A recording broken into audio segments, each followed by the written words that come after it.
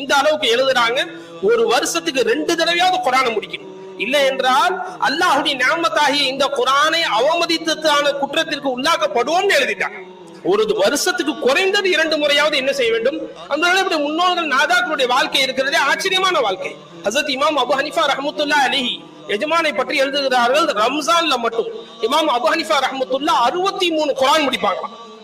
எத்தனை குரான் உசூர்? இமாம் Abu Hanifa, இமாமுல் ஆலம், ஹனஃபி மذஹபுடைய இமாம் அவர்கள், இமாமுல் அய்யிம்மா, எத்தனை லட்ச இமாம்கள் வந்தார்களோ அத்தனை லட்ச இமாம்களுக்கும் இமாம் ஆகிய ஹஸரத் அபு ஹனீஃபத்துல் கூஃபி ரஹ்மத்துல்லாஹி அலைஹி குரான்ல ரம்ஜான்ல 63 குரான் முடிப்பாங்க. எந்த அளவுக்கு என்றால் காலையில ஒரு குரான் ஓதுவாங்களா, நைட்டுக்கு ஒரு குரான் ஓதுவாங்க. 30 நோம்புக்கு 60 குரான் ஆயிடுச்சு. தராவீஹ்ல 3 குரான் முடிச்சுறாங்களா ஹஸரத் இமாம் அபு ஹனீஃபா ரஹ்மத்துல்லாஹி அலைஹி.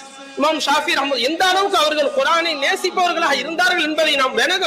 இமாம் ஷாஃபி ரஹ்மத்துல்லாஹி அலைஹி ஒரு தடவை மக்காவில் இருந்து மதீனாவுக்கு புறப்பட்டு சென்றார்கள். புறப்பட்டு செல்ல 16 நாட்கள் ஆனது. கிட்டத்தட்ட 400 மைல் தூரத்துல இருக்கு. 16 நாட்கள் சஃபர் செய்தார்கள். அந்த 16 நாளில் 16 குரான் முடித்தார்கள் என்பதாக எழுதுறாங்க. அல்லாஹு அக்பர். அந்த நாதாக்கள் குரான் இருக்க நண்பர்களே அல்லாஹு தாலாவுடைய கலாமுல்லாவாக இருக்கிறது. மத்த உம்மத்துக்கு அல்லாஹ் கிதாபுல்லாவை தான் கொடுத்தான். இந்த உம்மத்திற்கு அல்லாஹு தாலா கிதாபுல்லாவையும் கொடுத்திருக்கிறான், கலாமுல்லாவையும் கொடுத்திருக்கிறான்.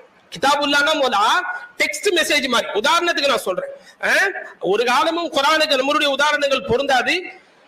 கலாமுல்லா என்பது வாய்ஸ் மெசேஜ் மாதிரி. அல்லாஹ் இந்த உம்மத்திற்கு மற்ற உம்மத்திற்கு கிதாபுகளை தான் இறக்கினான். இந்த உம்மத்திற்கு அல்லாஹு தாலா தன்னுடைய கலாமையே அல்லாஹு தாலா இறக்கி இருக்கிறான்.